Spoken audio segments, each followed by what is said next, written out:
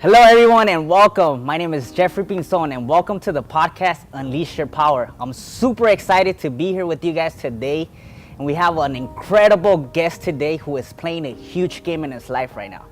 Not only has he changed his family's trajectory forever, but he's also helping hundreds of others do the same for them and their family. And today we have the great privilege of being in one of his amazing houses here in California in the Hollywood Hills with this insane view that you guys see right here, right behind us. Mr. Edwin Arroyave was born in Bogota, Colombia. He was brought to this country at the age of 6. Today, he is the founder of Skyline Home Security. And he is recognized throughout the industry as the pioneer when it comes to building massive teams, bringing partnerships together, and adding even more value to the marketplace. His company today is one of the largest distributor in the nation of the one and only Brinks Home Security. Please help me welcome Mr. Edwin Arroyave. Awesome. Thanks for having me, Jeff. Thank you for allowing us to be here today in your house. No worries. Incredible house, man. You have me exposed to this, and you're having me think bigger, and the possibilities are endless. And Awesome. I want you to tell us a little bit about your upbringing, who you are, so a lot of people can get to know you. Yes, so like you mentioned, I was born in Colombia, Bogota, Colombia. We got two Colombians right here. Yeah. I came to the United States when I was 6 years old. My parents brought us here. My older sister and I came when I was 6, basically looking for a better opportunity. When we first came to the U.S., it was a dream come true for both of us. Dad picked us up in this beautiful Mustang and took us to this amazing home, and I just remember thinking, wow, this is awesome. This is exactly how I saw it on TV. We had this nice home in Glendora with a nice pool, and unfortunately that didn't last too long. About 2 weeks after coming to the United States, our home got raided by law enforcement. Wow. For suspicion of drug trafficking. Both my parents went to jail that day. We ended up at a foster home for about 3 months. My mother came out at that time, and then about 8 months later, my dad came out. And then after that, our home would basically get raided once a year until finally, when I was 10 years old, our home got raided one more time, except this time they were able to put my dad away for a pretty long time. Wow. After that happened, it was a big blow to me because my dad was my hero. Even though I didn't know what he did, I always respected how responsible he was and how he took care of everyone in his family. He took care of his mother, he took care of his siblings, he took care of us, and he took care of all his friends. And he would always come through on his word, and I had a lot of respect for that. And him and I got to talk that day, and the day that they were taking him away, they were nice enough to let me talk to him, and he just mentioned to me, hey, I'm going to be away for a while, and I need you to be the man of the house. And those words stuck with me forever. He said, you need to take care of your mom, and he said, you need to take care of your little brother and sister. At this time, our family had grown. How old were you at that time? 10 years old. 10 years old. So what was going through your mind at that moment? I was obviously sad. I didn't, I remember a lot of crying, and but I respected him so much that when he told me that, I'm like, that's what I'm going to do. I'm going to take care of my mom, and I'm going to take care of my little brother and little sister. My older sister was already in a relationship, so she was already working, and she was doing okay for herself. So that just stuck to my mind. And then unfortunately, about 2 years after that, my mom basically lost everything. And we were so broke that we had to move to Southeast LA, which is a city where I grew up. It's a city called Huntington Park, which borders Watts, right, for those people that don't know where that is. So it's not it's not a affluent neighborhood, as you can imagine. But we were so broke that we rented an apartment, and we had to rent out the 3 bedrooms. I'm sorry, it was a 3-bedroom apartment, but a real small apartment. Even though it was it was really 2 bedrooms, and then there was another room, sort of living room, that we made into a bedroom. And then we had to rent out 2 of the bedrooms because we couldn't afford the rent. So we had 12 people living in this little apartment. And our family, which was my siblings and my mother and I, we were in this little room.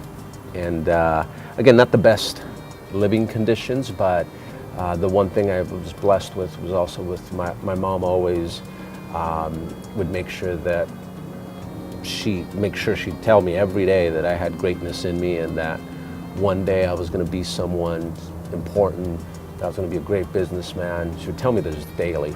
And then I would hear her praying every night as well. And, please give my son the wisdom, and please, give my son the vision to,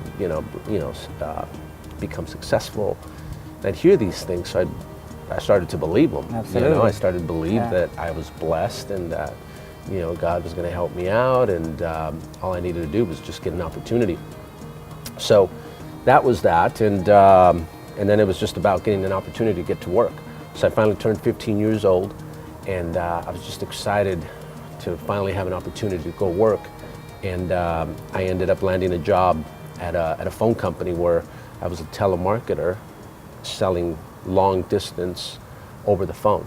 Wow, so okay. I would switch people from AT&T, Sprint, MCI back in those days to our company.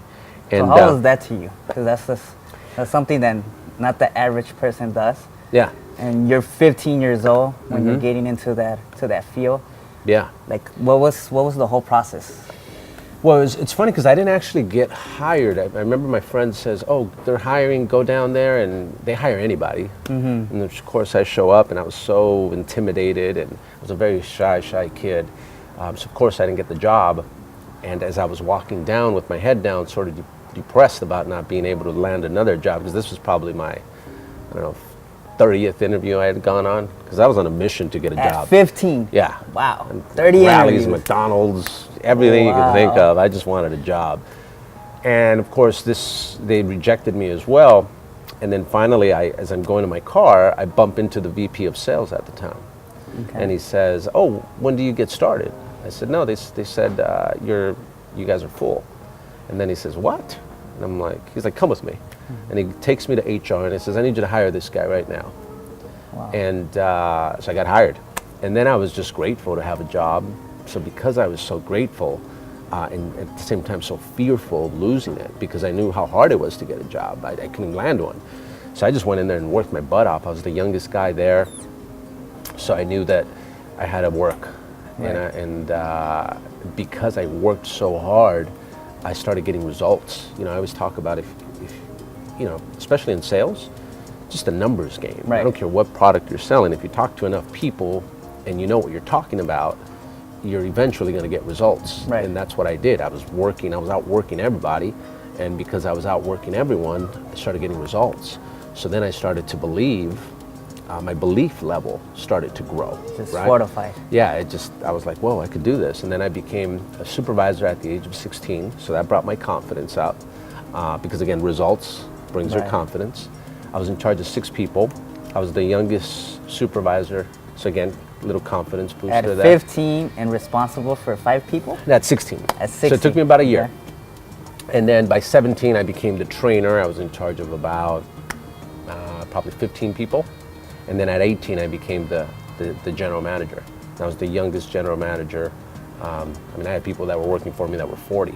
Wow. But again, that gave me confidence. But again, I wasn't doing anything special other than working my butt off and just being grateful and fearful for losing it. And then, so at 18, I'm making about $1,000 a week and doing very, very well. And then, I actually haven't shared this story with anybody that I've had on any of the podcasts I've been on. But You've been in some incredible podcasts. But at 18, I had sort of a life-changing moment for me that I think changed my life forever. As you look, I always think of, there's always something that happens to you that you can think back to, okay, that was the point when you started thinking everything. Because for me, everything's mindset. But at 18, I'm doing pretty well, making, actually, I wasn't the manager yet. I was still the supervisor. So I got recruited to manager almost towards the end of that. But I'd come into work, I was doing really well, because now as a supervisor, I was making like $600-700 a week. which was a lot of money back in 1996, whatever it was, for a 16, 17-year-old. And this whole time I'm supporting my family. I'm paying for, a big portion of because we were on food stamps at the time. So I was paying a big portion of the rent still. But those are some of the things that I would help her with. But anyway, I just bought a new car. I kept wanting, for a long time, I kept wanting this, this is 96, 97, so I wanted this Mitsubishi Eclipse, which was sort of it had came out and everybody wanted that car. It was like the most amazing car ever, I thought, at the time. And I kept trying to save money to try to get this car. And every time I would try to save money, something would come up where I would lose the money. Whether it was, hey, you have to send money to your grandma, hey, we lost this, so now we got to pay for it, blah, blah, blah.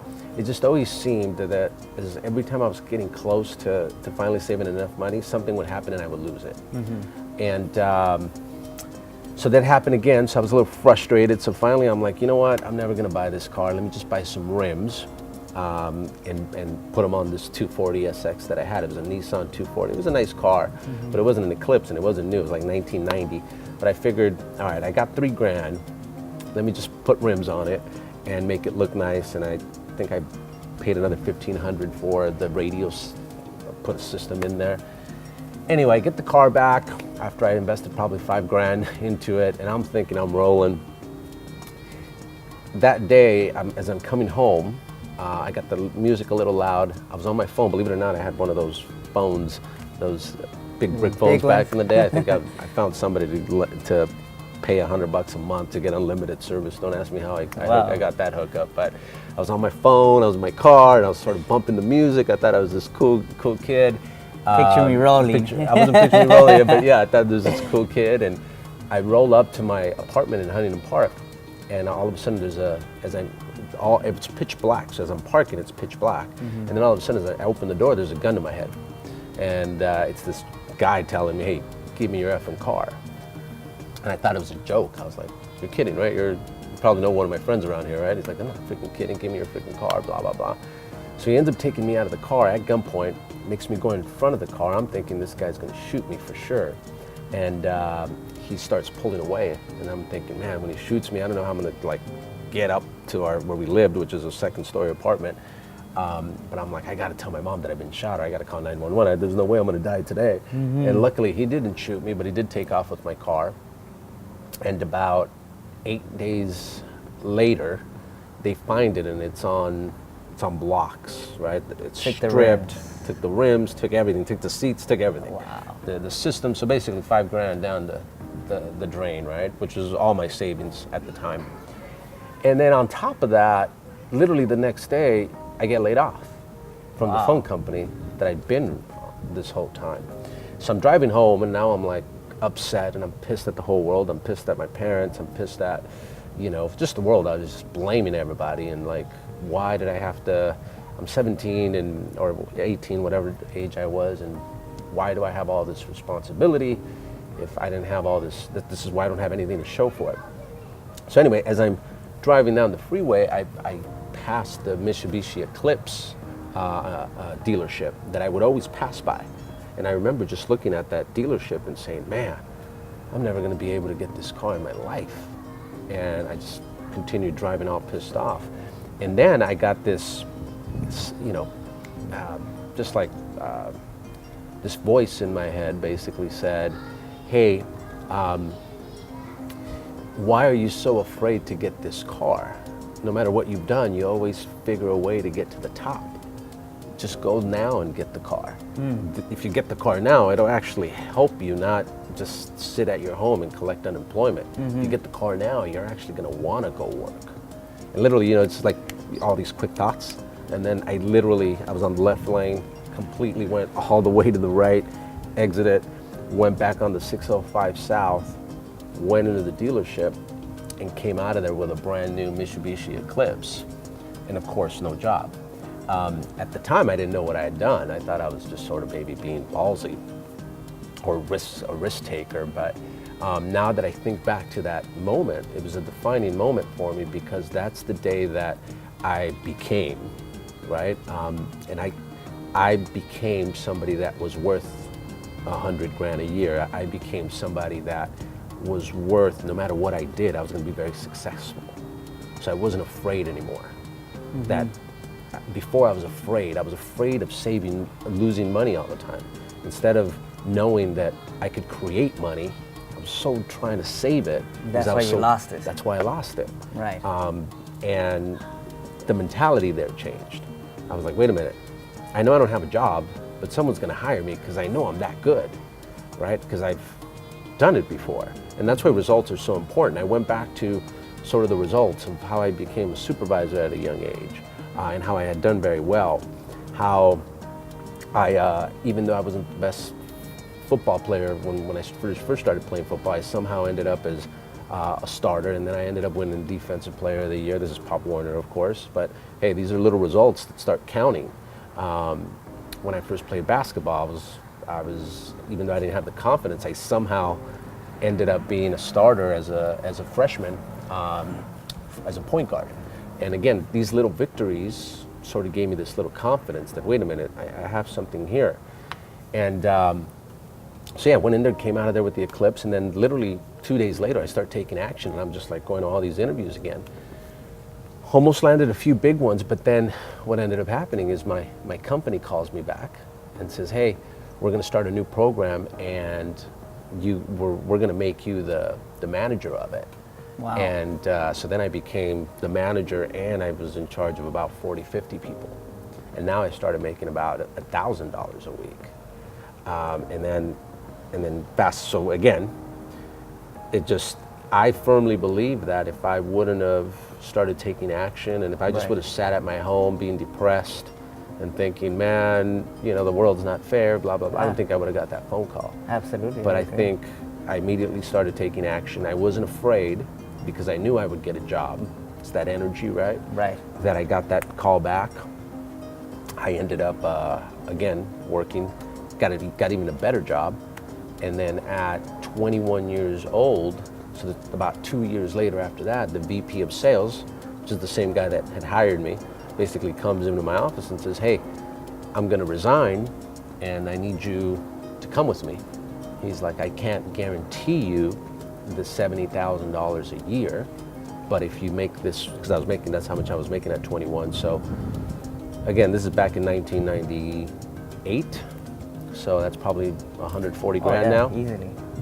And I was paying for all the bills. My mom wasn't paying anything. My dad was already out of jail, but he lived in Colombia. And I said, hey, Dad, you don't need to mess around with any of that stuff anymore.